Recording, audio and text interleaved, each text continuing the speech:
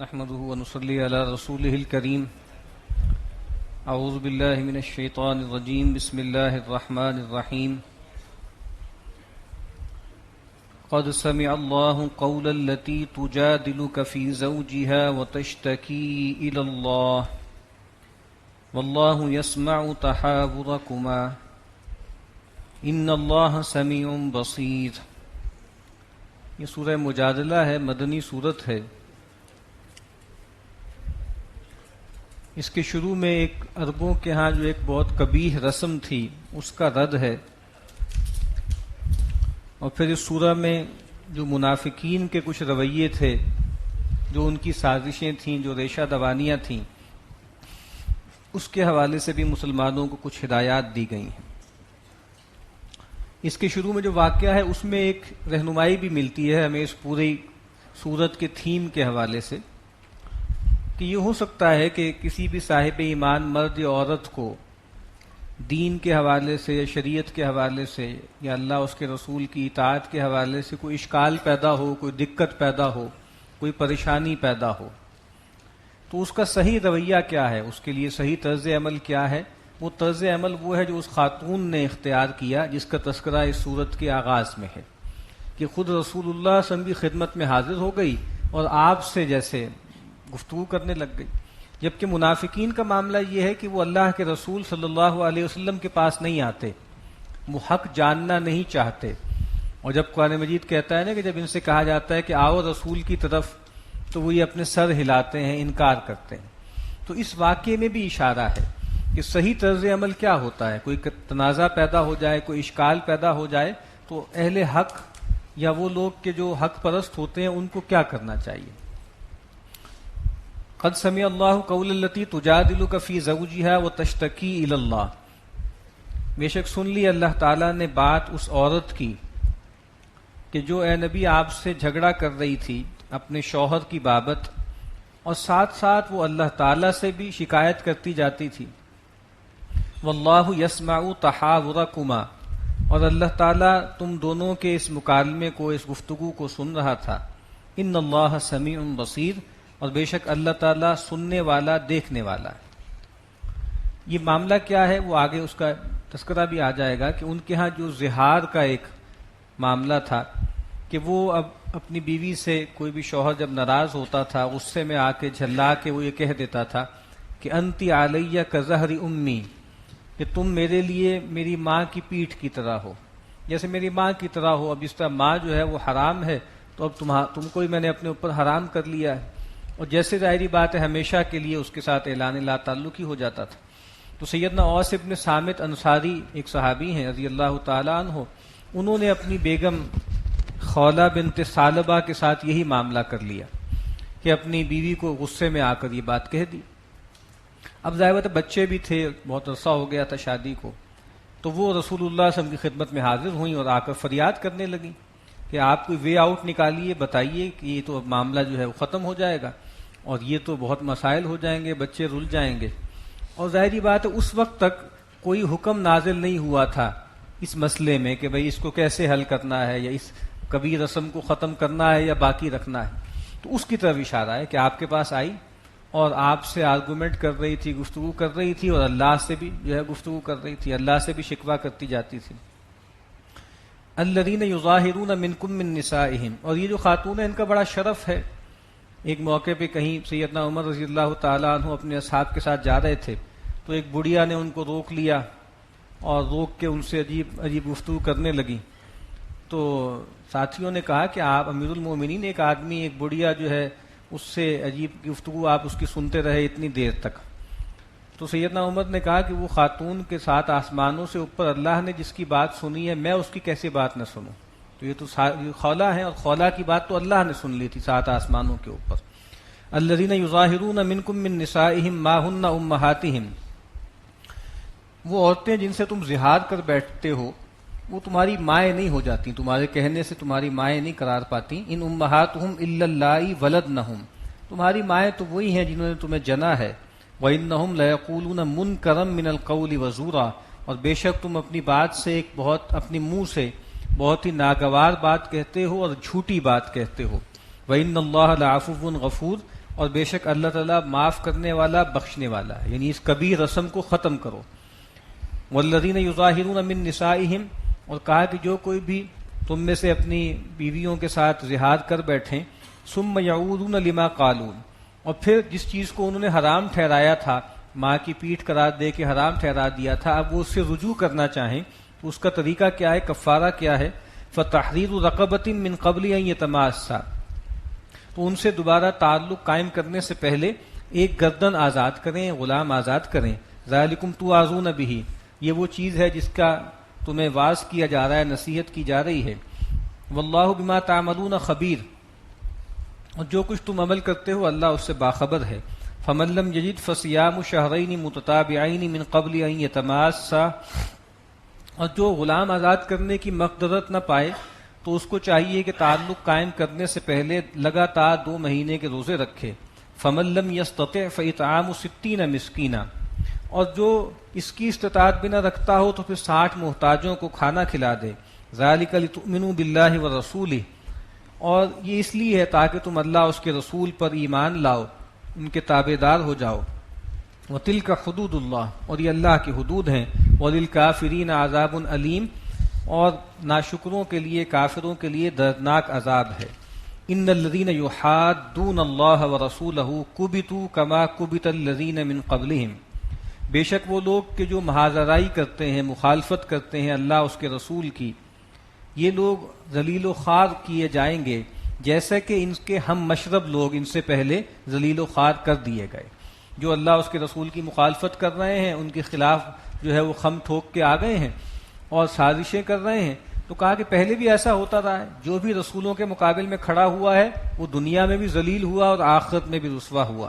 وقد انزلنا آیات بینات، اور ہم نے بہت واضح روشن آیات اتار دی ہیں، کس سے سنا دی ہیں تمہیں، پہلی امتوں کے ساتھ کیا ہوا۔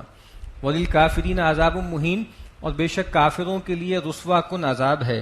یوم یبعثهم اللہ جمیعا فینبئهم بما عملوا، وہ دن کہ جس دن اللہ تعالیٰ ان سب کو جمع کرے گا اور پھر وہ ان کو جتلا دے گا جو کچھ یہ کرتے رہے۔ احصاہ اللہ ونسوہ، اللہ تعالیٰ نے تو ان کی ایک ایک چیز گن کر رکھی ہے، اور جب کہ وہ بے پرواہ ہیں، اللہ کو بھولے ہوئے، یعنی وہ برائیاں کرتے چلے جا رہے ہیں، رسولوں کا انکار کر رہے ہیں، گناہ کر رہے ہیں، اور اس کو پرے کاٹ سے زیادہ اہمیت نہیں دے رہے، جبکہ اللہ تعالیٰ نے ایک ایک چیز نوٹ کر لی۔ اللہ کے نبی نے فرمایا کہ ایک مومن جب گناہ کرتا ہے تو اس کو ایسا محسوس ہوتا ہے کہ جیسے وہ کسی پہاڑ کے دامن میں کھڑا ہے اور وہ پہاڑ اس پہ گرا چاہتا ہے، اتنا بوجھ محسوس کرتا ہے۔ اور ایک منافق گناہ کرتا ہے، سرکشی کرتا ہے، تو ایسے جیسے کوئی مکھی اس کی ناک پر آ کے بیٹھی تھی، اس نے اس کو اڑا دیا، اس کو ہٹا دیا۔ تو کہا کہ یہ لوگ اس کو ہلکا سمجھتے ہیں، جبکہ اللہ نے ہر چیز کو گن گن کے رکھا ہے۔ واللہ علی کل شیء شہید، اور بے شک اللہ تعالیٰ ہر چیز پر گواہ ہے، نگران ہے، وہ دیکھ رہا ہے۔ الم تر ان اللہ یعلم ما فی السماوات و ما فی الارض، کیا تم نے دیکھا نہیں کہ بے شک اللہ تعالیٰ جانتا ہے ہر اس چیز کو جو آسمانوں میں ہے اور ہر اس چیز کو جو زمین میں ہے۔ ما یکون من نجوی ثلاثۃ الا هو رابعهم، نہیں ہوتا ان کا آپس میں مشورہ 3 لوگوں کا مگر یہ کہ چوتھا اللہ ہوتا ہے۔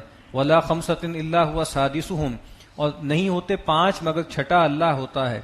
ولا ادنی من ذلک ولا اکثر الا هو معهم اینما كانوا، اور نہ 3 سے کم ہوتے ہیں یا جو ہے 5 سے زیادہ ہوتے ہیں مگر یہ کہ اللہ ان کے ساتھ ہوتا ہے جہاں پر بھی وہ ہوں۔ اب یہ معاملہ کیا ہے کہ یہ منافقین کا رویہ تھا کہ یہ بیٹھتے تھے اور بیٹھ کے کانا پھوسیاں کرتے تھے، سرگوشیاں کرتے تھے، سازشیں کرتے تھے۔ تو کہا کہ یہ تم چھپ چھپ کے راتوں کو بیٹھتے ہو، گٹھ چھوڑ کرتے ہو اور خیال کرتے ہو کسی کو پتہ ہی نہیں لگ رہا کہ جو ہم کنسپریسی کر رہے ہیں۔ تو کہا کہ جتنے بھی تم ہوتے ہو نا، ان میں سے ایک اضافی اللہ ہوتا ہے جہاں کہیں تم ہو۔ ثم ينبئهم بما عملوا یوم القیامہ، اور پھر جو کچھ تم عمل کر رہے ہو اللہ تعالیٰ قیامت کے دن تمہیں جتلا دے گا۔ ان اللہ بکل شیء علیم، بے شک اللہ تعالیٰ ہر چیز کو جانتا ہے۔ الم تر الی الذین نہوا عن النجوى ثم یعودون لما نہوا عنہ، کیا اے نبی آپ نے نہیں دیکھا ان لوگوں کو جن کو منع کیا گیا تھا اس طرح کی سرگوشی سے اور اس طرح کی جو ہے وہ سازشوں سے، پھر جس چیز سے ان کو منع کیا گیا تھا پھر اس کی طرف لوٹتے ہیں۔ وَيَتَنَاجَوْنَ بِالْإِثْمِ وَالْعُدْوَانِ وَمَعْصِيَةِ الرَّسُولِ، اور یہ آپس میں سرگوشیاں کرتے ہیں گناہ کی باتوں میں اور سرکشی کے کاموں میں اور رسول کی معصیت میں۔ یعنی ان کاموں کے لیے ایک دوسرے سے تعاون کرتے ہیں، ایک دوسرے کے کانوں میں عجیب عجیب باتیں ڈالتے ہیں۔ وَإِذَا جَاءُوكَ حَيَّوْكَ بِمَا لَمْ يُحَيِّكَ بِهِ اللَّهُ، اور یہ ایسے بدبخت لوگ ہیں کہ اے نبی جب آپ کے پاس آتے ہیں تو آپ کو اس انداز سے دعا دیتے ہیں، اس انداز سے گریٹ کرتے ہیں جیسے اللہ نے آپ کو دعا نہیں دی۔ اللہ تعالیٰ نے جو دعا دی ہے وہ تو ہے کہ آپ پر رحمت ہو، آپ پہ سلامتی ہو، السلام علیکم ورحمۃ اللہ وبرکاتہ۔ یہ آتے ہیں آپ کے پاس تو زبان کو لوچ دے کے السلام علیکم کی جگہ کہتے ہیں السلام علیک۔ اسی طرح ایک موقع پر جو ہے سیدہ عائشہ ہی موجود تھیں، کچھ منافقین یا یہود آئے اور آ کر انہوں نے اللہ کے نبی کو ایسے ہی کہا السلام علیکم، تو سیدہ خاموش نہیں رہ پائیں، انہوں نے کہا کہ وعلیکم علیکم لعنت اللہ، تم پر پڑے موت اور تم پہ اللہ کی لعنت ہو۔ تو رسول اللہ صلی اللہ علیہ وسلم نے کہا مہلن یا عائشہ، آپ نے کہا نرمی کا معاملہ کرو، آرام سے معاملہ کرو اے عائشہ۔ تو سیدہ نے کہا کیا تمہیں معلوم نہیں ہے انہوں نے کیا کہا ہے؟ کیا آپ کو معلوم نہیں ہے کہ انہوں نے کیا کہا ہے؟ تو رسول اللہ صلی اللہ علیہ وسلم نے کہا کہ ہاں مجھے معلوم ہے، اور میں نے جو ہے ان سے کہا ہے کہ وعلیکم، کہ تم پر یہ ہو، اور انہوں نے جو میرے خلاف بارے میں جو ہے دعا کی ہے یعنی بد دعا کی ہے وہ میرے حق میں قبول نہیں ہوگی، جبکہ میں نے جو ان کو جواب دیا ہے وہ ان کے بارے میں قبول ہو جائے گا۔ یعنی مجھ پر ان کے کہنے سے کوئی بربادی نہیں آئے گی، لیکن میں نے ان کو وعلیکم کہہ دیا ہے کہ جو تم مجھے دعا دے رہے ہو وہ اگر بربادی کی ہے تو وہ بربادی تم پر پڑے اور تباہی تمہارا مقدر ہو۔ تو کہا کہ اس طریقے سے آپ کو گریٹ کرتے ہیں۔ وَيَقُولُونَ فِي أَنفُسِهِمْ لَوْلَا يُعَذِّبُنَا اللَّهُ بِمَا نَقُولُ، اور یہ بہت اہم بات ہے، اور یہ سب کرتے وقت اپنے جی میں یہ سوچتے ہیں کہ ہم جو کچھ کہہ رہے ہیں اس پہ اللہ تعالیٰ ہمیں عذاب کیوں نہیں دیتا۔ یہی ہے اصل میں سب سے بڑا مسئلہ کہ اس دنیا میں اللہ تعالیٰ رسی دراز کرتے ہیں، فوراً پکڑتے نہیں ہیں۔ تو انسان جو بھی کوتاہی کر رہا ہوتا ہے، گناہ کر رہا ہوتا ہے، سرکشی کر رہا ہوتا ہے، اس پر وہ سوچتا ہے کہ اس کا مطلب ہے کوئی پکڑ نہیں ہے اور اللہ تعالیٰ اس پہ کوئی ناراض نہیں ہے۔ حسبہم جہنم، کہا کہ ان کا ٹھکانہ ان کے لیے کافی ہے جہنم، یصلونہا، جس میں یہ داخل ہوں گے، فبئس المصیر، اور وہ بہت برا ٹھکانہ ہے۔ یا ایھا الذین آمنوا، اے وہ لوگوں جو ایمان لائے ہو، اذا تناجیتم فلا تتناجوا بالاسم والعدوان ومعصیۃ الرسول، کہ جب تم آپس میں سرگوشی کرو تو دیکھو گناہ اور سرکشی کے اور رسول کی معصیت کے معاملات میں ایک دوسرے سے سرگوشی نہ کرو۔ وتناجوا بالبر والتقوی، اور دیکھو نیکی اور تقوی کے معاملے میں کبھی سرگوشی کرنی پڑتی ہے، کبھی چھپا کے کوئی بات کہنی پڑتی ہے، کسی کی مدد کے حوالے سے کسی کو توجہ دلانی پڑتی ہے، تو یہ کرو۔ یہ سورہ مائدہ کے ہم شروع میں پڑھ چکے ہیں کہ تعاونوا علی البر والتقوی ولا تعاونوا علی الاسم والعدوان، نیکی اور تقوی کے کاموں میں ایک دوسرے کی جو ہے وہ مدد کرو، اور گناہ اور سرکشی کے کاموں میں ایک دوسرے سے تعاون نہ کرو۔ واتقوا اللہ الذی الیہ تحشرون، اور اللہ کا تقوی اختیار کرو جس کی طرف تم سب کو جمع کیا جائے گا۔ انما النجوى من الشیطان، یہ جو سرگوشی ہے یہ شیطان کی طرف سے ہوتی ہے، لیحزن الذین آمنوا، تاکہ وہ دلگیر کرے، غم پہنچائے اہل ایمان کو، ولیس بضارہم شیئا الا باذن اللہ، حالانکہ وہ ان کا کچھ بھی نہیں بگاڑ سکتا مگر اتنا ہی جتنا اللہ چاہے، اللہ کا حکم ہو۔ وعلی اللہ فلیتوکل المؤمنون، اور چاہیے کہ اہل ایمان اللہ ہی پہ توکل کریں۔ کہا کہ ٹھیک ہے یہ مشرکین سازشیں کر رہے ہیں، کانا پھوسی کر رہے ہیں، سرگوشیاں کر رہے ہیں، اور ظاہر بات ہے مسلمانوں کو نقصان پہنچانے کی کوششیں کر رہے ہیں، تو کہا کہ ٹھیک ہے یہ اپنا کام کریں گے، لیکن جتنا نقصان اللہ چاہے گا اتنا ہی تمہیں پہنچے گا، اس سے زیادہ نہیں پہنچے گا۔ تو کہا کہ تمہیں اللہ پر اعتماد کرنا چاہیے، اللہ پہ بھروسہ کرنا چاہیے۔ اور ظاہری بات ہے ویسے بھی اللہ کے نبی نے فرمایا کہ اذا کنتم ثلاثن، جب تم تین ہو نا تو فلا یتناجا اثنان دون صاحبہما، تو تین میں سے دو لوگ تیسرے کو چھوڑ کے آپس میں سرگوشی نہ کریں۔ فإن ذلک یحزنہ، کہ یہ بات تیسرے کو حزین کر دے گی، غمگین کر دے گی، یعنی اس کو ایسے لگے گا کہ جیسے میرے ہی بارے میں کوئی بات ہو رہی ہے، کوئی کنسپائر کیا جا رہا ہے، کوئی میری بارے میں کوئی بری بات کی جا رہی ہے۔ اور یہی معاملہ ہے اس وقت کہ جب تین لوگ بیٹھے ہوئے ہوں اور جو دو آدمی ایک اجنبی زبان میں گفتگو شروع کر دیں جو تیسرا آدمی نہیں جانتا، وہ بھی اسی حکم میں ہے، چاہے اونچی آواز میں کر رہے ہوں، تو اس آدمی کو یہی شک ہوگا کہ یا تو مجھ پہ اعتماد نہیں کر رہے یا میرے بارے میں کوئی بری بات کی جا رہی ہے جو کھلے عام نہیں کی جا سکتی۔ یا ایھا الذین آمنوا اذا قیل لکم تفصحوا فی المجالس فافصحوا یفصح اللہ لکم، اے وہ لوگوں جو ایمان لائے ہو، جب تم سے کہا جائے کہ مجلس میں کھل کے بیٹھا کرو تو کھل جایا کرو، اللہ تعالیٰ تمہیں کشادگی دے دے گا، تمہارے دلوں میں ایک دوسرے کے لیے جگہ بنا دے گا، تمہیں وسعت عطا کرے گا۔ وَإِذَا قِيلَ انشُزُوا فَانشُزُوا، اور جب تم سے کہا جائے کہ بھئی برخاست ہو جاؤ، اٹھ کے چلے جاؤ، تو اٹھ کھڑے ہوا کرو، مجلس سے چلے جایا کرو. یرفع اللہ الذین آمنوا منکم، اللہ تعالیٰ درجات بلند کرے گا ان لوگوں کے تم میں سے جو ایماندار ہیں، والذین اوتوا العلم، اور جن کو علم دیا گیا ہے درجات، اللہ تعالیٰ ان کو کئی درجات عطا کریں گے. واللہ بما تعملون خبیر، جو کچھ تم عمل کرتے ہو اللہ اس سے باخبر ہے. اب یہ بھی منافقین کا ایک معاملہ تھا کہ رسول اللہ صلی اللہ علیہ وسلم کی مجلسوں میں آ کر جتھے بنا بنا کر بیٹھ جایا کرتے تھے اور آپس میں سرگوشیاں کرتے رہتے تھے. ان سے کہا جا رہا ہے کہ بھئی یہ معاملہ نہ کرو اور کھل کے بیٹھو، جو دوسرے لوگ آئیں ان کو بھی اپنے ساتھ بیٹھنے کا موقع دو، تو وسعت دیا کرو مجلس میں. اور اسی طریقے سے ان کا معاملہ یہ ہوتا تھا کہ آ کر بیٹھ جاتے تھے، جس طرح ہم نے پیچھے پڑھا ہے کہ سیدہ زینب کے ولیمے میں جس طرح ہوا کہ آ کر بیٹھ گئے، جم کے ہی بیٹھ گئے.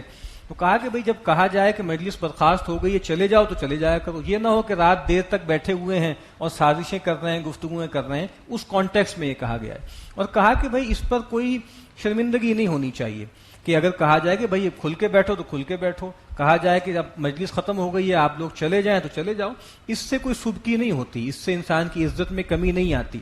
اور جس طرح اللہ کے نبی نے فرمایا کہ من تواضع للہ رفعہ اللہ، جو اللہ کے لیے تواضع اختیار کرتا ہے اللہ تعالیٰ اس کو بلند کر دیتے ہیں، اس کے درجات کو اونچا کر دیتے ہیں. تو ان باتوں میں نہیں پڑھنا چاہیے.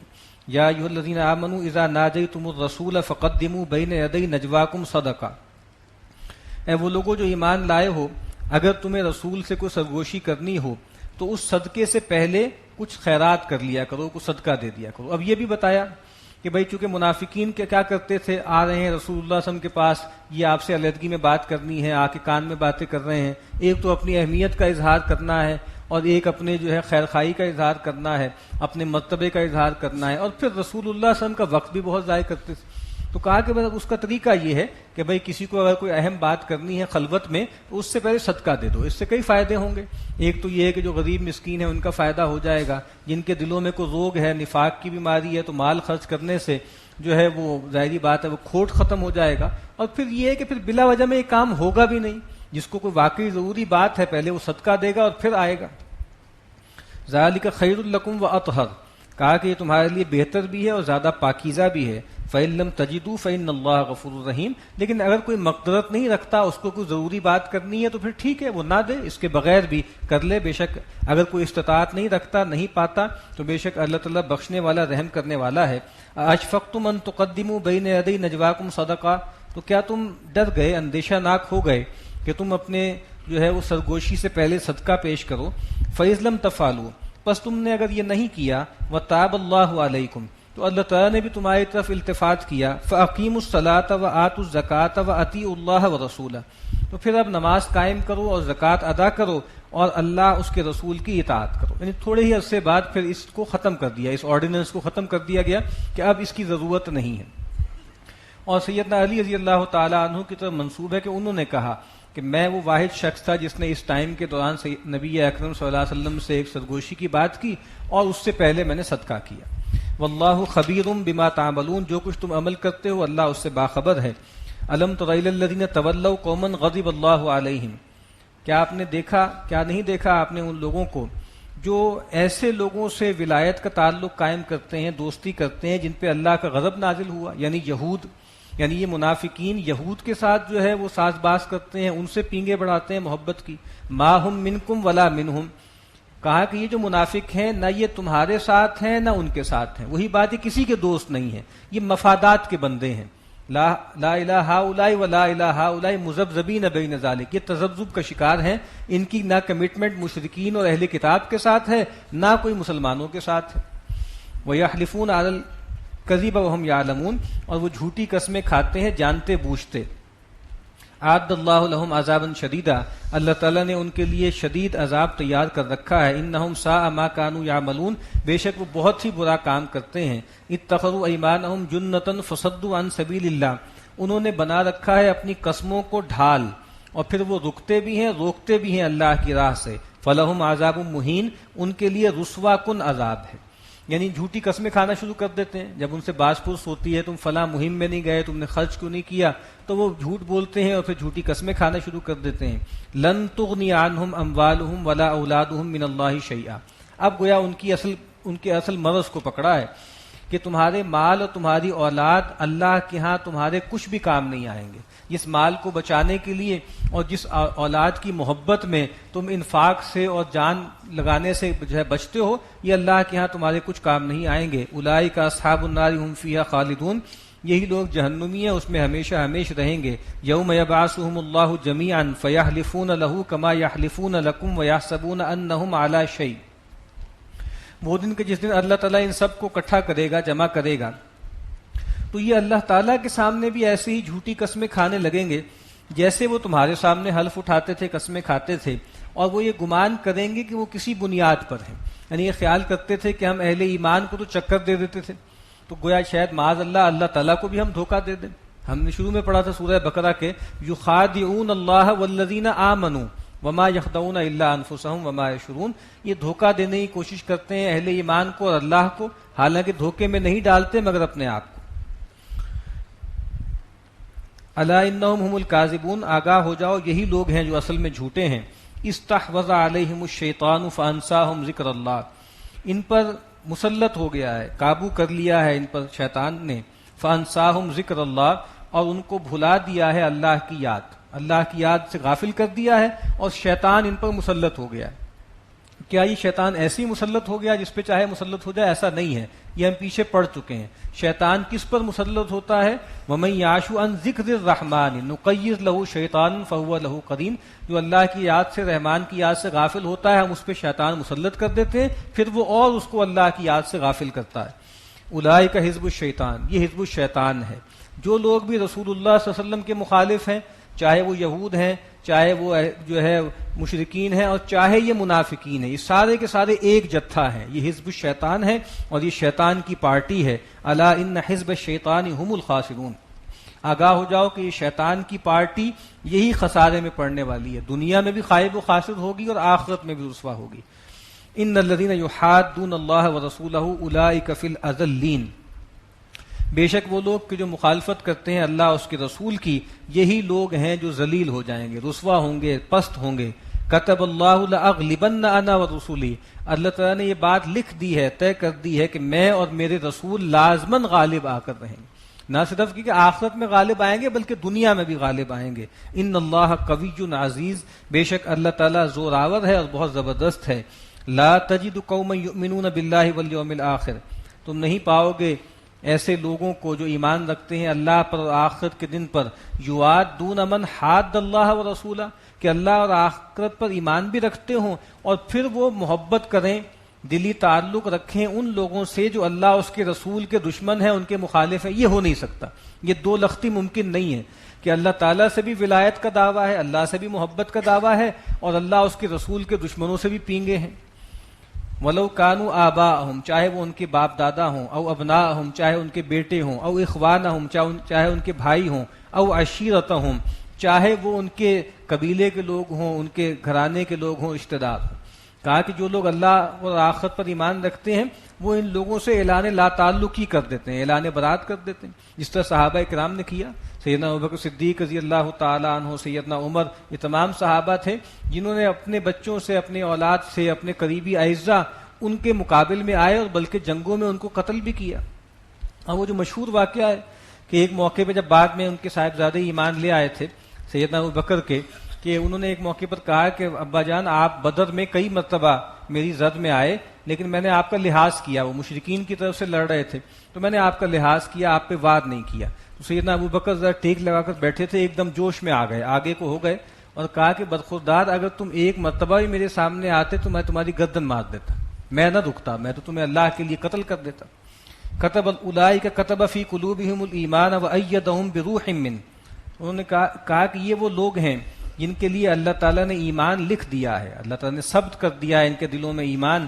وَأَيَّدَهُمْ بِرُوحٍ مِّنْ، اور ان کی فیضان خاص سے تائید کی ہے، مدد کی ہے اپنی طرف سے. وَيُدْخِلُهُمْ جَنَّاتٍ تَجْرِي مِن تَحْتِهَا الْأَنْهَارُ خَالِدِينَ فِيهَا، اور اللہ ان کو داخل کرے گا ایسے باغات میں جن کے دامت میں بہتی ہوں گی ندیاں، وہ ان میں ہمیشہ ہمیش رہیں گے. رضی اللہ عنہم ورضوا عنہ، اللہ تعالیٰ ان سے راضی ہو گیا اور وہ اللہ سے راضی ہو گئے. یہ سب سے اونچا مرتبہ ہے، اس سے اونچا مرتبہ کوئی نہیں، اور یہ صحابہ کرام کا گویا ان کی پوری جماعت کا لقب ہے.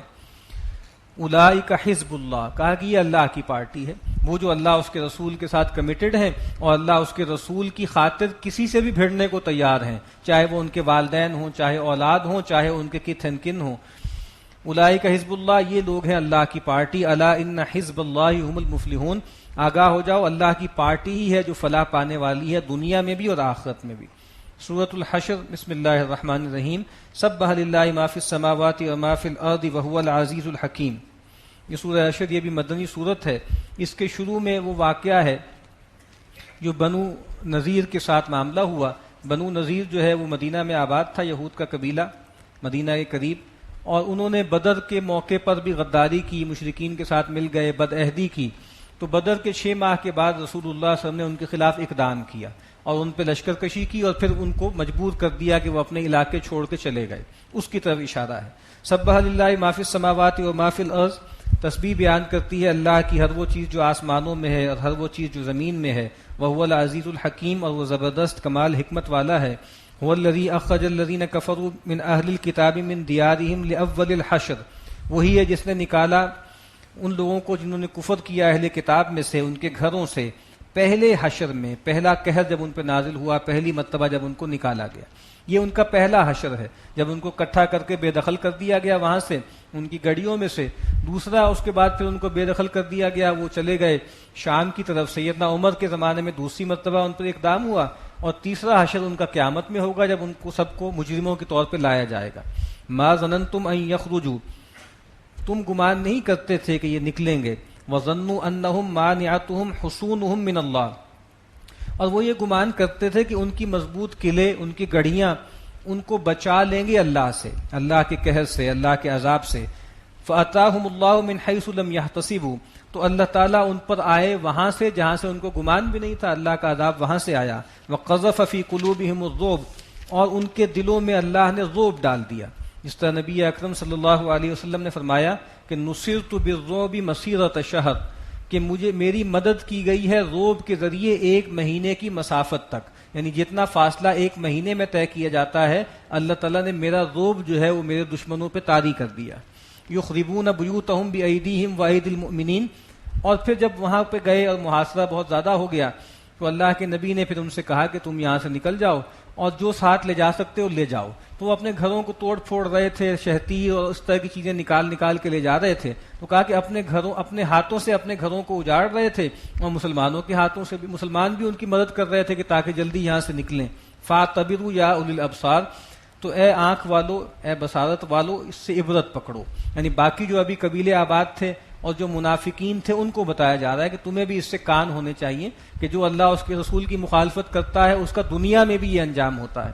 وَلَوْلَا أَن كَتَبَ اللَّهُ عَلَيْهِمُ الْجَلَاءَ لَعَذَّبَهُمْ فِي الدُّنْيَا، اگر یہ بات نہ ہوتی کہ اللہ تعالیٰ نے ان کے لیے جلا وطنی ابھی لکھی ہوتی تو اللہ تعالیٰ دنیا میں ہی ان کو عذاب دے دیتا، یعنی ابھی ان کی جانیں نہیں لی گئیں، ان کو قتل نہیں کیا گیا، تو کہا کہ ابھی اللہ نے یہی طے کیا تھا کہ بس یہاں سے نکال دیا جائے، ورنہ یہ عذاب کے مستحق ہو چکے تھے کہ دنیا ہی میں ان کو عذاب دے دیا جاتا۔ وَلَهُمْ فِي الْآخِرَةِ عَذَابُ النَّارِ، چاہے دنیا میں بچ بھی جائیں، آخرت میں ان کے لیے جہنم کا عذاب ہے۔ کیوں ہے عذاب؟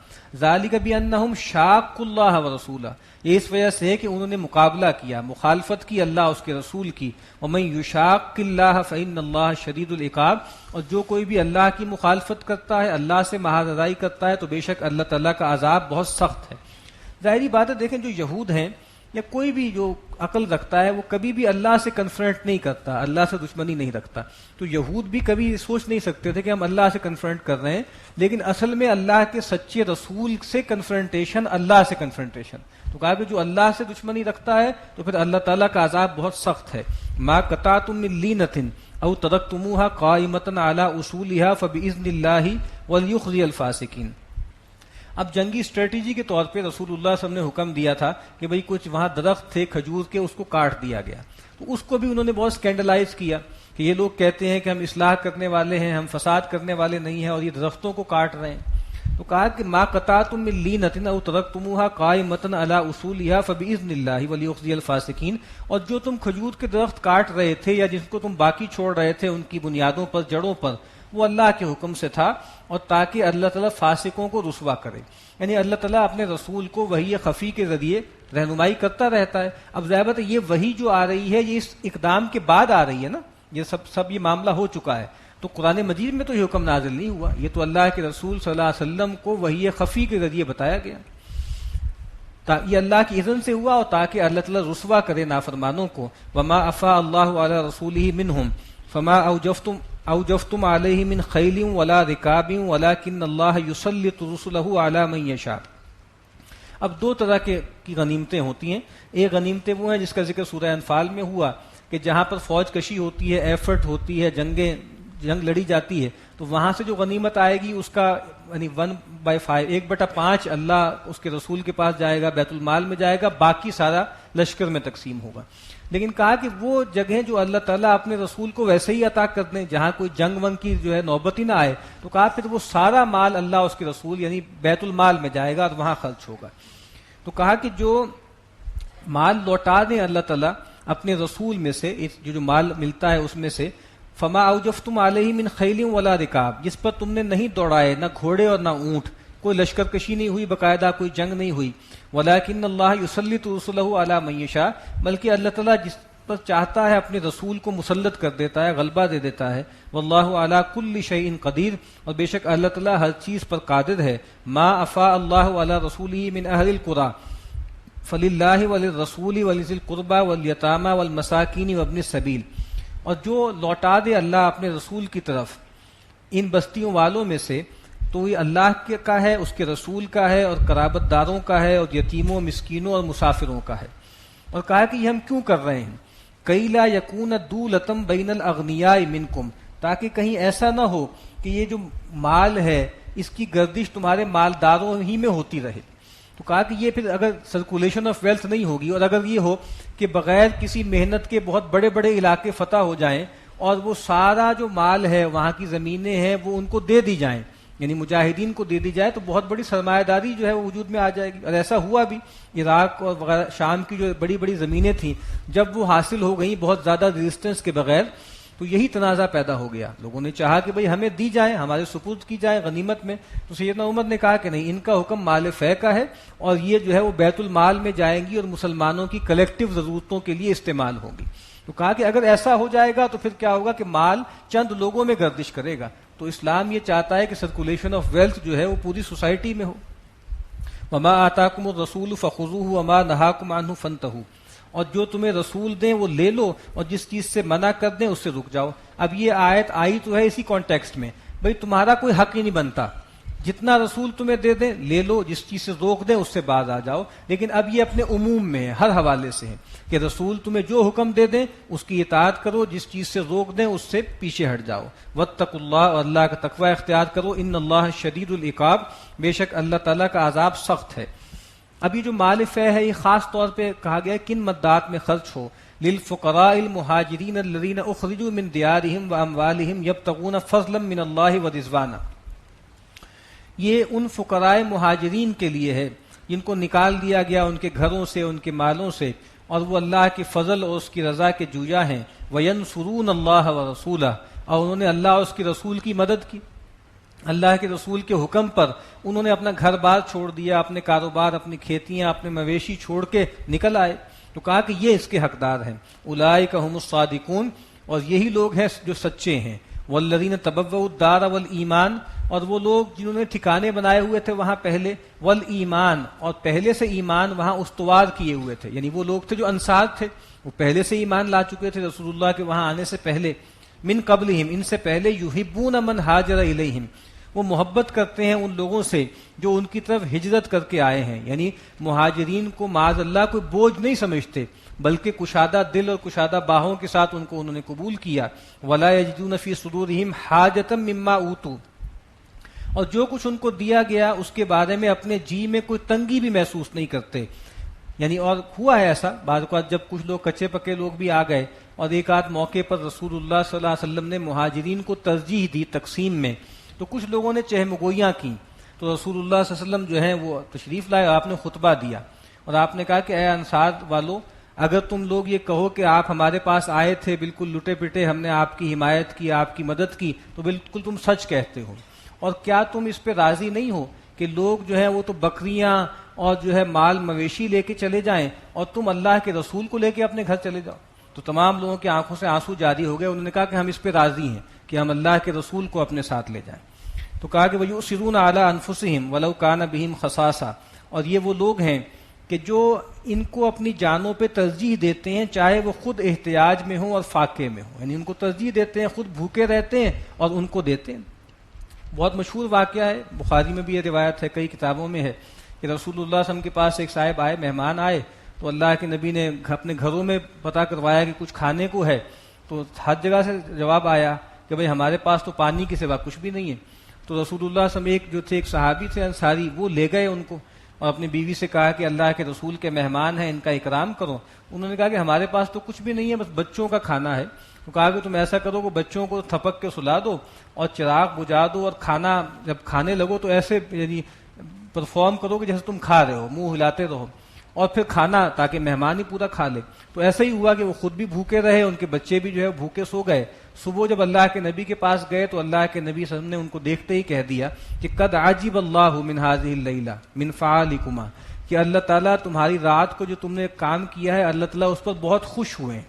اور پھر اس موقع پہ آپ نے آیت پڑھی کہ وَيُؤْثِرُونَ عَلَىٰ أَنفُسِهِمْ وَلَوْ كَانَ بِهِمْ خَصَاصَةٌ وَمَن يُوقَ شُحَّ نَفْسِهِ فَأُولَٰئِكَ هُمُ الْمُفْلِحُونَ، اور جس کو خود غرضی سے، جی کے لالچ سے بچا لیا گیا تو یہی لوگ ہیں جو مراد پانے والے ہیں۔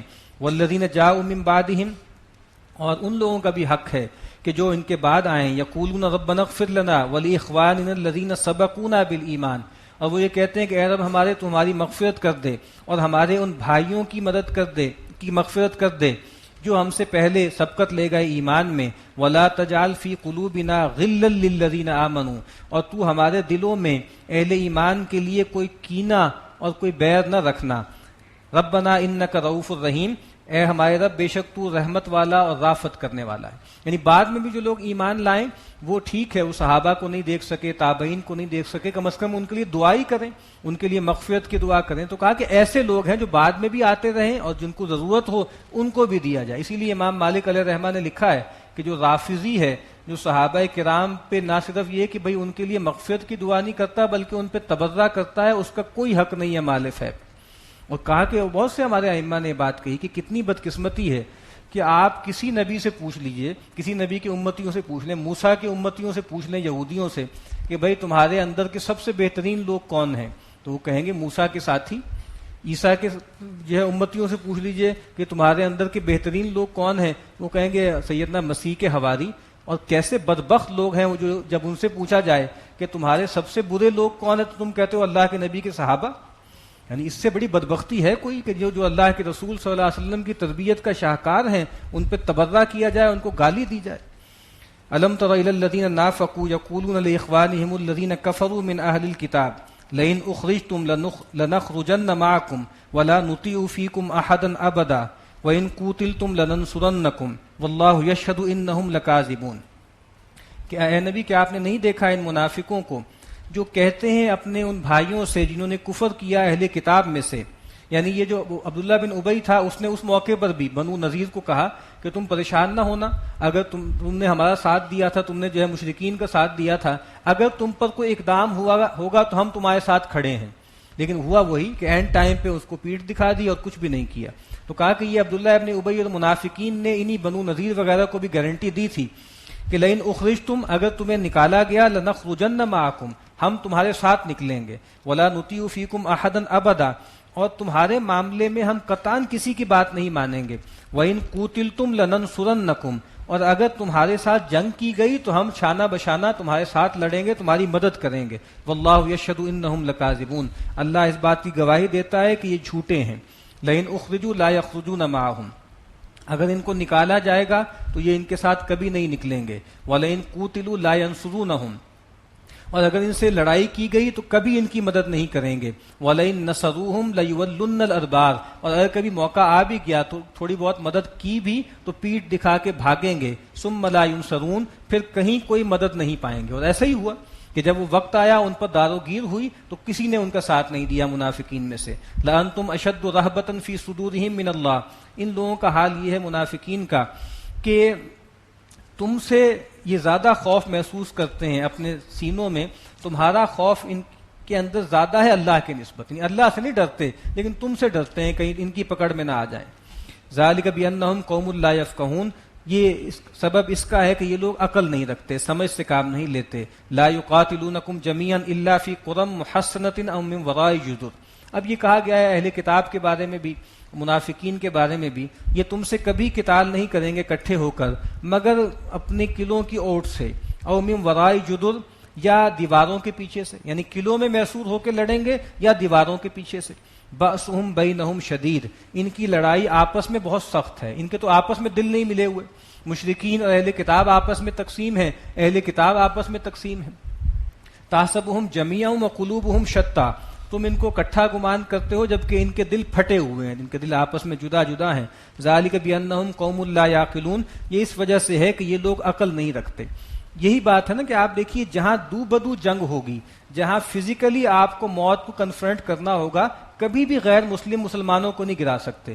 اسی لیے جو دجل ہے نا ٹیکنالوجی کا, یہی تو ہے کہ وہ ٹیکنالوجی انہوں نے ایسی ایجاد کر لی ہے کہ جس میں ان کو کنفرنٹ نہ کرنا پڑے, سامنے نہ آنا پڑے. یعنی یہ کیا ہے جو ہمارے یہاں ڈرون اٹیکس ہو رہے ہیں کس وجہ سے ہیں؟ وہ جہاں ان کو مرنا پڑتا ہے, فزیکلی لڑنا پڑتا ہے, یہ گرا نہیں سکتے. اب دیکھیے افغانستان کی ٹرین ایسی تھی کہ فزیکلی بھی ان کو جانا پڑا.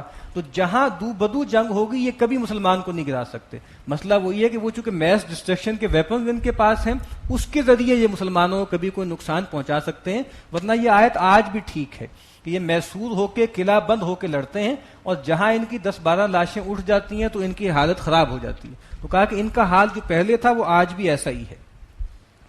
کمثل الذین من قبلہم. ان کی مثال ان لوگوں کی سی ہے جو ان سے پہلے تھے, قریباً قریب ہی ہے, ذاقوا وبال امرہم, جنہوں نے اپنے معاملے کا وبال چکھ لیا. بدر میں ایسا ہوا اور اس سے پہلے جو ہے بنو قینقاع کے ساتھ ہوا. وَلَهُمْ عَذَابٌ علیم, اور ان کے لیے دردناک عذاب ہے. کمثل الشیطان. ان کی مثال ایسے ہی ہے گویا جیسے کہ شیطان ہے. اس قال للانسان اکفر, وہ کہتا ہے انسان سے کہ ناشکری کرو, انکار کرو. فلما کفر, تو جب اس نے انکار کیا, قال انی بریء منک, اس نے کہا کہ میں تم سے بری ہوں. انی اخاف اللہ رب العالمین, کہ بے شک میں تو اللہ سے ڈرتا ہوں جو تمام جہانوں کا رب ہے. یعنی پہلے اکساتا ہے اور بعد میں پیٹھ دکھا دیتا ہے. بدر میں بھی ایسا ہی کیا, پہلے ان کو اکسا کر لے کر آیا, بعد میں جب فرشتوں کے لشکر دیکھے تو بھاگ گیا. فکان عاقبتہما انہما فی النار خالدین فیہا, تو کہا کہ ان دونوں کا انجام یہ ہے کہ یہ دونوں جہنم میں ہمیشہ ہمیش رہیں گے, شیطان بھی اور جس کو شیطان نے گمراہ کیا وہ دونوں. وذالک جزاء الظالمین, اور یہی بدلہ ہے ظالموں کا. اس سے یہ بات بھی واضح کر دی کہ شیطان پر آپ سارا مدعا نہیں ڈال سکتے, جو مرضی آپ کر لیں, آخری ذمہ داری اس آدمی کے پاس ہی ہے. یعنی انسان کو اللہ نے ایجنسی دی ہے, فری ول دی ہے, وہ کبھی بھی اس سے معطل نہیں ہوگی. تو شاید شیطان جو مرضی بھی کر لے, آدمی کی اکاؤنٹیبلٹی ختم نہیں ہو سکتی. یا ایھا الذین آمنوا اتقوا اللہ ولتنظر نفس ما قدمت لغد, اے وہ لوگوں جو ایمان لائے ہو اللہ کا تقوی اختیار کرو, اور ہر جان یہ دیکھتی رہے, نگاہ رکھے کہ وہ کل کے لیے کیا آگے بھیجتی ہے. یعنی غد جو ہے نا, مسلمان کا جو غد ہے, مسلمان کا جو فیوچر ہے وہ آخرت ہے, وہ دنیا میں نہیں ہے. ہمارے یہاں آپ دیکھیے ہمارے نوجوانوں کو, اپنے بچوں کو محنت پہ ابھارتے ہیں, بیٹے فلاں ڈگری کر لو, محنت کر لو, کچھ سال لگا لو اور اپنا فیوچر سیکیور کر لو, تمہارے پاس فلاں ڈگری آ جائے گی تو بس زندگی سنور جائے گی. ہمارا کوئی فیوچر نہیں ہے آخرت کے سوا, اور ہمارا غد کیا ہے, ہمارا مستقبل کیا ہے, وہ آخرت ہے. تو اپنا بھی جو فیوچر ہے, اپنے بچوں کا بھی جو فیوچر ہے وہ آخرت ہے, اس کی فکر کرنی چاہیے. واتقوا اللہ, اور دیکھو اللہ کا تقوی اختیار کرو. ان اللہ خبیر بما تعملون, جو کچھ تم عمل کرتے ہو اللہ اس سے باخبر ہے. ولا تکونوا کالذین نسوا اللہ فانساہم انفسہم, اور دیکھو ان لوگوں کی مانند مت ہو جانا جنہوں نے اللہ کو بھلا دیا تو اللہ تعالیٰ نے ان کو اپنے جیوں سے, اپنے آپ سے غافل کر دیا. یعنی جدید آدمی ہے وہ اپنے آپ کو ایسوشیٹ کرتا ہے اپنے اس فزیکل باڈی کے ساتھ. یعنی ڈارون کے زیر اثر وہ کہتے ہیں کہ ہم حیوانوں ہی کی اولاد ہیں, اور ہم میں اور حیوانوں میں کچھ جوہری فرق نہیں ہے, بس ٹھیک ہے تھوڑا بہت فرق ہے, جیسا کہ جو ہے ایک بندر میں اور جو ہے وہ بھالو میں ہے, ویسے ہی فرق بندر میں اور انسان میں ہے. وہ کہا کہ جو لوگ اللہ کو بھلا دیتے ہیں تو پھر اپنے بارے میں بھی ان کا سیلف امیج بہت ہی گھٹیا ہو جاتا ہے اور اپنے آپ کو بھی ایک انسٹنکچوئل بینگ ہی سمجھنے لگتے ہیں. تو کہا کہ جنہوں نے اللہ کو بھلا دیا تو اللہ نے ان کو اپنے آپ سے غافل کر دیا. اولئک هم الفاسقون، یہی لوگ ہیں جو نافرمان ہیں. لا یستوی اصحاب النار و اصحاب الجنہ، برابر نہیں ہے جہنم والے اور جنت والے.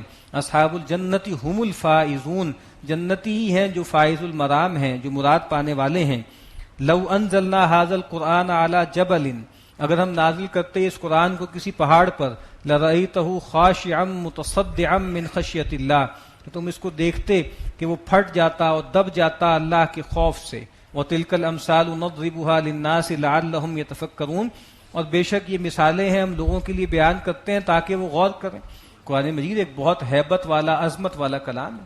اسی لیے اللہ کے نبی سے کہا کہ انا سنلقی علیک قولا ثقیلا، ہم آپ پر ایک بہت بھاری کلام اتارنے والے ہیں. اور ظاہری بات ہے اپنے کانٹینٹ میں تو وہ بھاری ہے ہی، لیکن فزیکلی بھی وہ بھاری تھا. رسول اللہ صلی اللہ علیہ وسلم جو ہے سردیوں کے دنوں میں آپ پر وہی آتی تھی اور آپ کی پیشانی عرق آلود ہو جاتی تھی. آپ اونٹنی پہ بیٹھے ہوئے تھے، وہی نازل ہوئی، اونٹنی اس کو سہار نہیں سکی اور گر گئی. رسول اللہ صلی اللہ علیہ وسلم جو ہے وہ بیٹھے ہوئے تھے، لیٹے ہوئے تھے، اور آپ کی جو ہے آپ کا سر جو ہے وہ ایک صحابی کی پنڈلی پر تھا. وہ صحابی کہتے ہیں آپ پر وہی نازل ہوئی اور میری پنڈلی پر اتنا زور پڑا کہ مجھے لگا کہ وہ چورا چورا ہو جائے گی، بالکل پھٹ جائے گی. تو فزیکل اثر بھی ہے. تو کہا کہ یہ تو اللہ کے نبی صلی اللہ علیہ وسلم کو اللہ تعالیٰ نے وہ سہارت دی تھی کہ جو اس قرآن کو جو ہے وہ محسوس کر سکتے تھے، جذب کر سکتے تھے. اب یہاں لوگوں کو توجہ دلائی جا رہی ہے کہ یہ قرآن اتنا بڑا کلام ہے، اتنا باعظمت کلام ہے کہ پہاڑ بھی دب جائیں، پھٹ جائیں، لیکن تمہارے دل اتنے سخت ہو گئے ہیں کہ وہ قرآن مجید کی تاثیر کو محسوس نہیں کر رہے. یہاں مولانا شبیر احمد عثمانی علیہ رحمہ نے اپنے والد صاحب کے کچھ اشعار یہاں حاشیے میں لکھے ہیں. کہتے ہیں کہ سنتے سنتے نغمہ ہائے محفل بدعات کو، کان بہرے ہو گئے دل بے مزہ ہونے کو ہے. آؤ سنوائیں تمہیں وہ نغمہ مشروع بھی، پارا جس کے لہن سے طور ہدا ہونے کو ہے. حیف گر تاثیر اس کی تیرے دل پر کچھ نہ ہو، کوہ جس سے خاشعا متصدعا ہونے کو ہے. کہ تم پر اس کی تاثیر نہیں ہوتی، جبکہ پہاڑ جو ہے وہ دب جاتا ہے اور پھٹ جاتا ہے. واللہ الذی لا الہ الا ہو، ابھی تعارف کرایا تھا اللہ کے کلام کا، اب اللہ کا تعارف کرا رہے ہیں. واللہ الذی لا الہ الا ہو، وہی ہے اللہ جس کے سوا کوئی معبود نہیں. عالم الغیب والشہادہ، جو جاننے والا ہے کھلے کا اور چھپے کا. هو الرحمن الرحیم، وہی رحمان الرحیم ہے. واللہ الذی لا الہ الا ہو، وہی ہے اللہ جس کے سوا کوئی الہ نہیں. الملک القدوس السلام المؤمن المہیمن العزیز الجبار المتکبر، جو بادشاہ ہے، جو پاک ذات ہے اور جو سراپا سلامتی ہے، اور جو ایمان امن دینے والا ہے، امان دینے والا ہے، جو مہیمن ہے، جو سب پہ غالب ہے، جس کے پاس سب پناہ لیتے ہیں، جو زبردست ہے اور جو جبر والا ہے، دباؤ والا ہے. جبار، یا اس کے دو مطلب کہے جاتے ہیں، ایک تو قہر کے معنوں میں اور ایک جبر کہتے ہیں، جس کو ہم کہتے ہیں نا اردو محاورے میں کسی کسر کا جبر کرنا. جبار کا ایک ترجمہ کمپنسیٹر بھی ہے، جو انسانوں کی کمیوں کوتاہیوں اس کی تلافی کرتا ہے، کہ جو کمی ہے اس کو پورا کر دیتا ہے. المتکبر، جو بہت ہی کبریائی والا ہے. سبحان اللہ عما یشرکون، پاک ہے اللہ ان تمام چیزوں سے جو اللہ کے ساتھ شریک کرتے ہیں. واللہ الخالق البارئ المصور له الاسماء الحسنى، وہی ہے اللہ جو بنانے والا ہے، خالق ہے، وہی ہے جو باری ہے، وہی ہے مصور ہے. یہ تین چیزیں یہاں بیان ہوئی ہیں. جب خلق باری کے ساتھ آئے گا، مصور کے ساتھ آئے گا، تو اس کا مطلب ہوتا ہے کہ تخلیق کو جیسے پلان کرنا، اس کا نقشہ بنانا. اور باری کا مطلب ہے کہ اس کو بالکل باہر نکال کے پیدا کر دینا. اسی لیے روایت میں آتا ہے کہ هو الذی فلق الحب حبۃ وبرأ النسمۃ، وہی ہے اللہ جو ہے وہ پھاڑتا ہے گٹھلی کو، اور وہی ہے جو جان کو برآمد کرتا ہے، یعنی پیدا کرتا ہے. تو خلق کا یہاں مطلب ہوگا اس کا پورا اس کی تیاری کرنا، اور برا کا مطلب ہوتا ہے پیدا کرنا. اور تیسری اس کے بعد اگلا سٹیج کیا ہے؟ پھر تصویر کشی کرنا، اس کی فائن ٹیوننگ کرنا. لہ الاسماء الحسنى، اسی کے لیے سارے خوبصورت اچھے نام اور صفات ہیں. یسبح لہ ما فی السماوات والارض وهو العزیز الحکیم، اسی کی پاکی بیان کرتی ہے ہر وہ چیز جو آسمانوں میں ہے اور زمین میں ہے. وهو العزیز الحکیم، اور وہ زبردست ہے، کمال حکمت والا ہے. رسول اللہ صلی اللہ علیہ وسلم عام طور پہ صبح و شام اور خاص طور پہ رات کے وقت جو ہے 3 مرتبہ جو ہے اعوذ باللہ السمیع العلیم من الشیطان الرجیم یہ 3 مرتبہ پڑھ کے پھر یہ 3 آیات رات کے وقت سورہ حشر کی پڑھا کرتے تھے. سورہ ممتحنہ. بسم اللہ الرحمن الرحیم. یا ایھا الذین آمنوا لا تتخذوا عدوی وعدوکم اولیاء، اے وہ لوگوں جو ایمان لائے ہو میرے اور اپنے دشمنوں کو اپنے دلی دوست نہ بناؤ. تلقون الیہم بالمودہ، تم ان کی طرف محبت کی پینگے، محبت کے پیغام بھجواتے ہو. وقد کفروا بما جاءکم من الحق، حالانکہ وہ انکار کر چکے اس حق کا جو تمہارے پاس آیا ہے. اب یہاں بتایا جا رہا ہے اور خاص طور پہ فتح مکہ کے موقع پر بھی کچھ اس طرح کے واقعات ہوئے کہ مسلمانوں میں سے بہت سے لوگ تھے جو اکثر لوگ صادق الایمان تھے، لیکن کچھ کمزور لوگ بھی تھے، پھر کچھ منافقین بھی تھے جو یہ چاہتے تھے کہ مشرکین کے ساتھ بھی اپنے رابطے رکھیں. اسی طرح کچھ کمزور ایمان کے لوگ تھے جو مکے میں تھے، ان کے جو گھر والے تھے وہ گویا یرغمال بنے ہوئے تھے مکہ میں. ان کو بھی خیال ہوتا تھا کہ بھئی ہم ان کے ساتھ بھی کچھ تعلق رکھیں تاکہ ہمارے گھر والوں کے ساتھ اچھا سلوک ہو. اور پھر ایک واقعہ بھی ہوا، سیدنا حاطب بن ابی بلتع رضی اللہ تعالی عنہ ایک بدری صحابی تھے. ان کے چونکہ گھر والے وہاں پہ تھے مکے میں اور ان کا کوئی والی وارث نہیں تھا، تو جب فتح مکہ کے لیے اللہ کے نبی نے اقدام کرنے کا ارادہ کیا تو انہوں نے ایک خاتون کے ذریعے وہاں پیغام بھجوایا. اور اس میں کوئی ارادہ برا نہیں تھا، بس یہ تھا کہ بھئی یہ اقدام ہونے والا ہے تو تاکہ میرے گھر والوں کے ساتھ وہ کوئی اچھا سلوک کریں. تو اللہ کے نبی کو بتا دیا گیا. آپ نے سیدنا عمر کو، سیدنا مقداد اور سیدنا زبیر کو بھیجا کہ جاؤ ایک روضہ خاخ ایک جگہ ہے، وہاں پر تمہیں ایک عورت ملے گی، اس کے پاس وہ مکتوب ہے. وہ گئے، جا کے پکڑ لیا اس خاتون کو، اس نے انکار کیا کہ نہیں ہے. تو سیدنا علی نے کہا کہ بھئی مان لو ورنہ ہم تمہیں بالکل برہنہ کر کے وہ خط برآمد کر لیں گے، چونکہ اللہ کے نبی نے کہا کہ خط تمہارے پاس ہے تو تمہارے پاس سے ہی نکلے گا. تو پھر اپنے بالوں سے کی چٹیا سے نکال کے وہ خط انہوں نے نکال دیا. اس پر بھی ان پر جو ہے بڑی جو ہے زجر کی گئی. اور سیدنا عمر نے تو کہا کہ اللہ کے نبی مجھے اجازت دیں کہ ان کی جو ہے وہ گردن میں مار دوں، انہوں نے تو غداری کی ہے، بٹریل ہے بہت بڑا. تو آپ نے کہا کہ نہیں یہ استعداد کی وجہ سے نہیں کیا، کمزوری دکھائی ہے. اور ویسے بھی یہ دیکھو کہ ان کا ماضی کیا ہے، یہ بدر لڑ چکے ہیں اور اللہ تعالیٰ نے یہ بات طے کر دی تھی کہ اہل بدر جو چاہیں کرتے رہیں، اللہ نے ان کو معاف کر دیا، ان کی مغفرت کا اعلان ہو گیا. تو یہ اس طرح کے واقعات بھی اس کے بیک گراؤنڈ میں ہیں. یخرجون الرسول وایاکم، اب مسلمانوں کو غیرت دلائی جا رہی ہے. یہ وہ لوگ ہیں جنہوں نے رسول کو بھی نکال دیا، تمہیں بھی نکال دیا. کس بات پر؟ ان تؤمنوا باللہ ربکم، کہ تم اللہ پر ایمان لے آئے جو تمہارا رب ہے. ان کنتم خرجتم جہادا فی سبیلی وابتغاء مرضاتی، اب اگر تم نے ارادہ کر لیا ہے، تم نکلے ہو میری راہ میں، اللہ کی راہ میں جہاد کرنے کے لیے اور میری رضا جوئی چاہتے ہو، تو سرون الیہم بالمودہ، اور چوری چھپے رازدانہ ان سے نامہ و پیام کرتے ہو.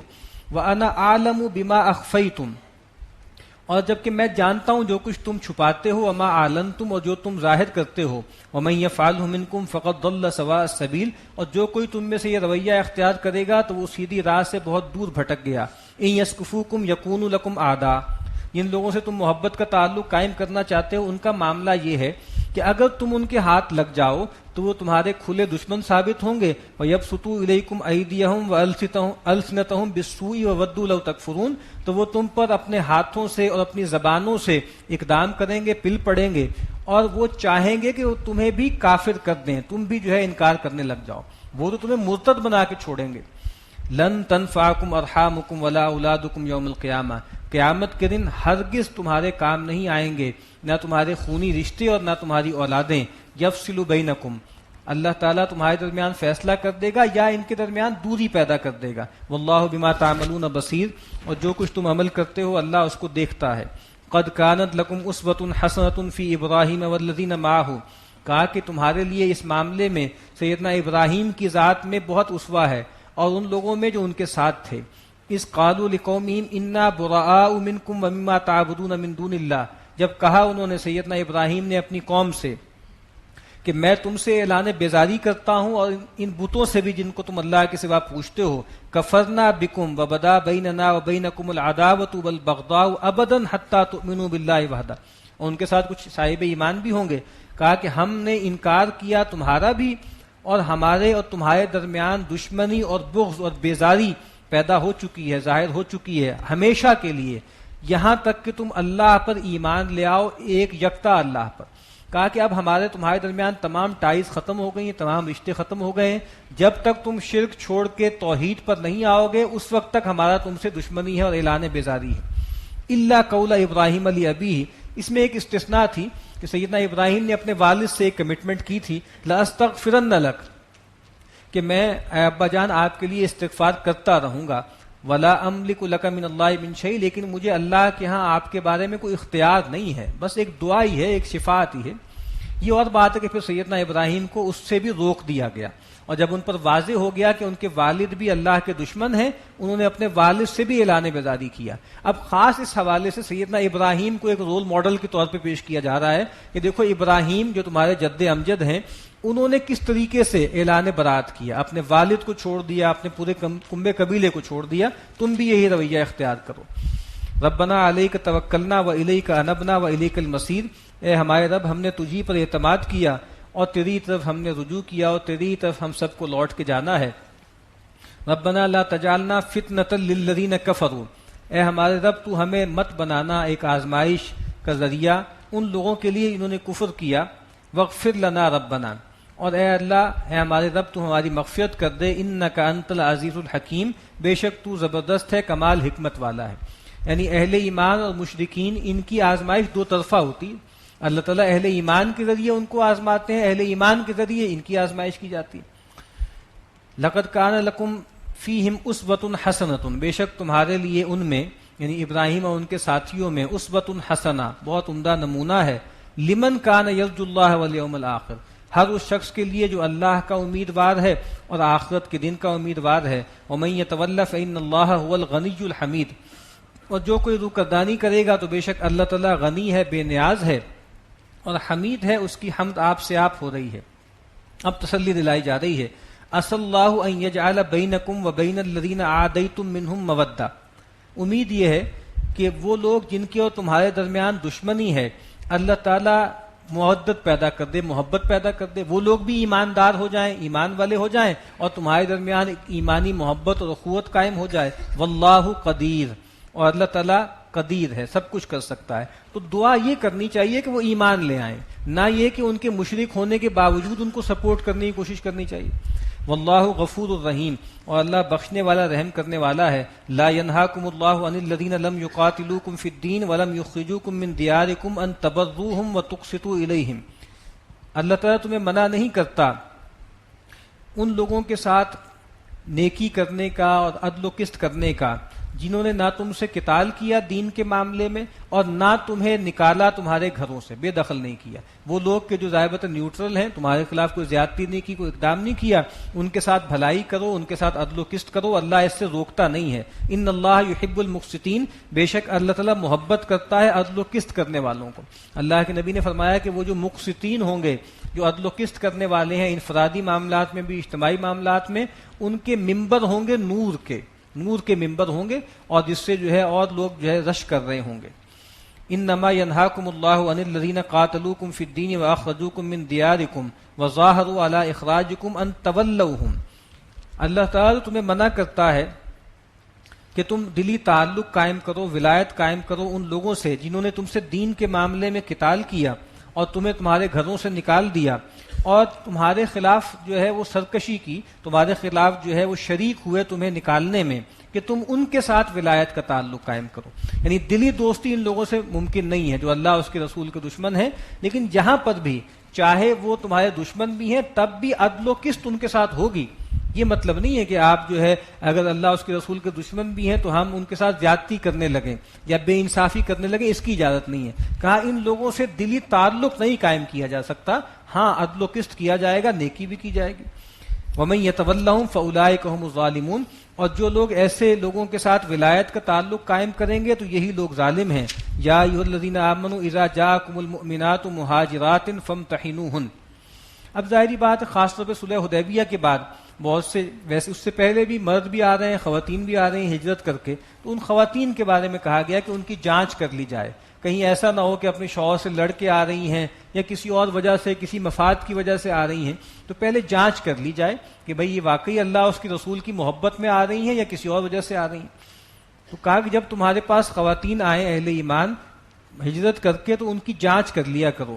اللہ عالم بایمانہن، ویسے تو اللہ ہی خوب جانتا ہے جو کچھ ان کے جیوں میں ہے کہ وہ ایماندار ہیں یا نہیں ہیں۔ فَإِنْ عَلِمْتُمُوهُنَّ مُؤْمِنَاتٍ، اور جب تمہیں اس پر اعتماد ہو جائے، تم جان لو کہ بھئی یہ مومنہ ہیں، فلا ترجعوہن الی الکفار، تو پھر ان کو مت لوٹاؤ کفار کی طرف، لا ہن حل لہم ولا ہم یحلون لہن، کہا کہ وہ خواتین ان کے لیے حلال نہیں ہیں اور وہ خواتین جو مرد ہیں ان خواتین کے لیے حلال نہیں ہے۔ ظاہری بات ہے جو مشرکین ہیں ان کے درمیان جو ہے وہ نکاح کا رشتہ قائم نہیں ہو سکتا۔ وآتوہم ما انفقوا، اور کہا کہ جو انہوں نے خرچ کیا ہے تم وہ ان کو دے دو، یعنی کوئی خاتون ہے مومن ہو کر آ گئی یہاں پر، اسلام قبول کر لیا ہے، تو اب اس کا مطلب یہ ہے کہ وہاں جو اس کا مشرک شوہر تھا اس سے اس کا نکاح ختم ہو گیا، تو کہا کہ اگر تم اس سے نکاح کرنا چاہتے ہو اس خاتون سے تو وہ جو اس کے مشرک شوہر نے اس کو مہر دیا تھا وہ تم اس کو ادا کر دو۔ ولا جناح علیکم ان تنکحوہن اذا آتیتموہن اجورہن، اور تم پر کوئی الزام نہیں ہے اگر تم ان خواتین سے نکاح کر لو اس کے بعد کہ تم ان کو ان کے مہر دے دو، کہ ظاہری بات ہے کہ پھر ان کا وہاں نکاح ختم ہو گیا ہے، اب ان کو مہر دے کے ان کو نکاح میں لے آؤ، یعنی یہ نہ کرو کہ چونکہ وہ تو بالکل لٹی پٹی آئی ہیں، مجبور ہیں اور بے سہارا ہیں، تو بغیر مہر کے جو ہے ان کو اپنے جو ہے نکاح میں ڈال لو، یہ مت کرنا۔ ولا تمسکوا بعصم الکوافر، اور دیکھو اپنے قبضے میں عورتوں کی جو ناموسیں ہیں، یعنی کافروں کی جو ناموسیں ہیں ان کو مت رکھو، یعنی اگر جو ہے تم کوئی خواتین ایسی تھیں کہ جو ہیں مسلمانوں کے نکاح میں تھیں لیکن انہوں نے ہجرت نہیں کی اور جو وہاں پر رہتی ہیں، تو کہا کہ پھر ان کو آزاد کر دو، اب ان کو جو ہے ان سے اپنے تعلق ختم کر دو۔ وَاسْأَلُوا مَا أَنفَقْتُمْ وَلْيَسْأَلُوا مَا أَنفَقُوا، اور تم نے جو ان کا مہر دیا تھا اب تمہارا ان سے نکاح ختم ہو گیا ہے تو اس مہر کا ان سے مطالبہ کرو، اور جو خواتین جو ہیں وہ یہاں پر آ گئی ہیں وہ مشرک اس کے حقدار ہیں کہ وہ تم سے ان کا مہر طلب کریں۔ ذالکم حکم اللہ، یہ اللہ کا فیصلہ ہے، یحکم بینکم، جو تمہارے درمیان وہ کرتا ہے، واللہ علیم حکیم، اور اللہ علم والا حکمت والا ہے۔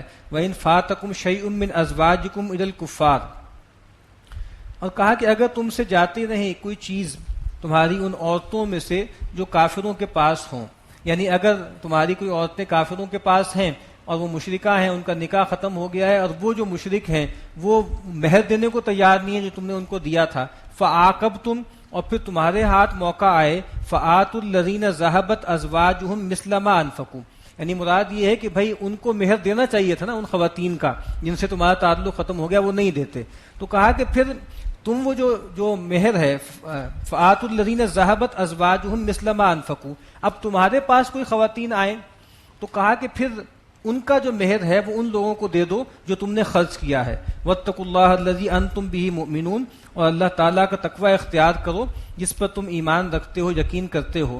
یا ایھا النبی اذا جاءک المؤمنات یبایعنک علی الا یشرکن باللہ شیئا، اے نبی جب آپ کے پاس یہ اہل ایمان عورتیں آئیں کہ آپ سے بیعت کریں اس پر، الا یشرکن باللہ شیئا، کہ وہ اللہ کے ساتھ کسی کو شریک نہیں ٹھہرائیں گی، ولا یسرقن، اور چوری نہیں کریں گی، ولا یزنین، اور بدکاری نہیں کریں گی، ولا یقتلن اولادہن، اور اپنی اولاد کو قتل نہیں کریں گی، ولا یأتین ببہتان یفترینہ بین ایدیہن وارجلہن، اور کوئی طوفان باندھ کے نہیں لائیں گی اپنے ہاتھوں اور پاؤں کے درمیان، خاص طور پہ اپنی عصمت کے حوالے سے کسی پہ تہمت نہیں لگائیں گی، یا کسی اولاد کو ناجائز کسی اور کی طرف منسوب نہیں کریں گی، ولا یعصینک فی معروف، اور وہ آپ کی نافرمانی نہیں کریں گے کسی بھی معروف کام میں، فبایعہن، جب وہ اس طرح کی بیعت کرنا چاہیں تو آپ ان سے بیعت لے لیں، واستغفر لہن اللہ، اور ان کے لیے اللہ تعالیٰ سے مغفرت چاہیے، ان اللہ غفور الرحیم، بے شک اللہ تعالیٰ بخشنے والا رحم کرنے والا ہے۔